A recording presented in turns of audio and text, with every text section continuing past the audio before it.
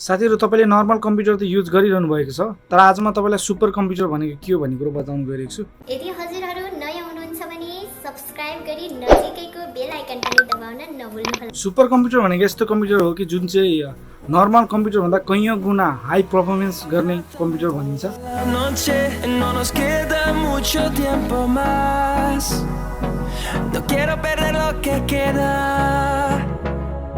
जसलाई चाहिँ फ्लोटिङ पोइन्टको आधारमा चाहिँ मेजर गरिन्छ कि यसको पावर कति छ भनेर। यसको मुख्य मेजरिङ युनिट भनेको चाहिँ एमआइपिएस हो, जसको नाम फुल फर्म चाहिँ के छ त मिलियन्स इन्स्ट्रक्सन पर सेकेन्ड। एक सेकेन्डमा हजारौं मिलियन बिलियन इन्स्ट्रक्सन। कुरा त भयो तर कम्प्युटर चाहिँ कुन अपरेटिङ सिस्टममा काम गर्छ होला हेर्ने भने विन्डोज छ, लिनक्स छ, अब म्याक ओएस छ, तर यी सबैहरुलाई पछाडी पराएर विन्डोज चाहिँ खास लिनक्स कम्प्युटरको आधारमा चाहिँ काम गर्दछ।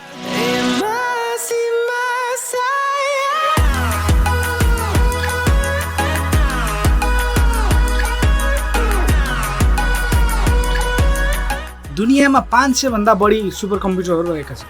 संसारमा सबैभन्दा ठुलो सुपर कम्प्युटर म्यानुफ्याक्चर गर्ने कम्पनी चाहिँ चाइना हो र China, United States, German, Russia जस्ता देशहरू चाहिँ अहिले धेरै नै सुपर कम्प्युटरहरू बनाउने कोसिसमा छन् र उनीहरू त्यस सम्बन्धी रिसर्च पनि गरिरहेका छन्। संसारको पहिलो सुपर कम्प्युटर चाहिँ जर्मनीले बनाएको थियो।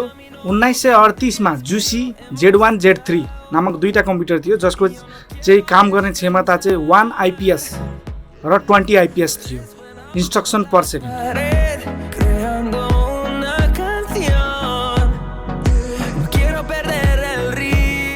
अहिले आएर 21औं शताब्दीमा चाहिँ कति काम गर्ने क्षमताको चाहिँ सुपर कम्प्युटरसम्म बनेको छ। सन् 2018 र 19 को बीचमा चाहिँ युनाइटेड स्टेटले आइबिएम सुमित नामक कम्प्युटर बनाएको छ जसको चाहिँ क्षमता 148 पेटाफ्लप रहेको छ।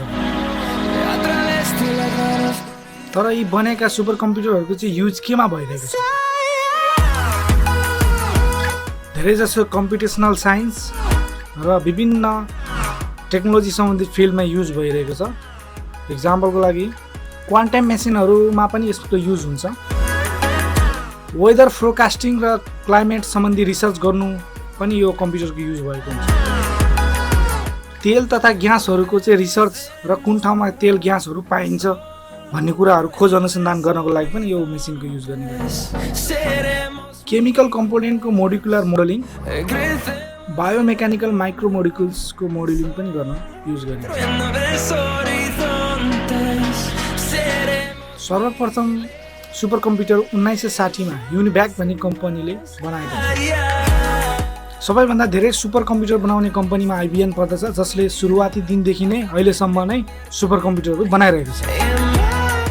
यो त भयो सुपर कम्प्युटरको जानकारी। यदि तपाईलाई यस्तै कुराहरू जान्न छ भने हाम्रो च्यानललाई सब्स्क्राइब गर्नु होला र यो भिडियो राम्रो लाग्यो र केही नयाँ चीज थाहा पाउनु भयो भने लाइक, कमेन्ट एन्ड शेयर गर्न नबिर्सनु।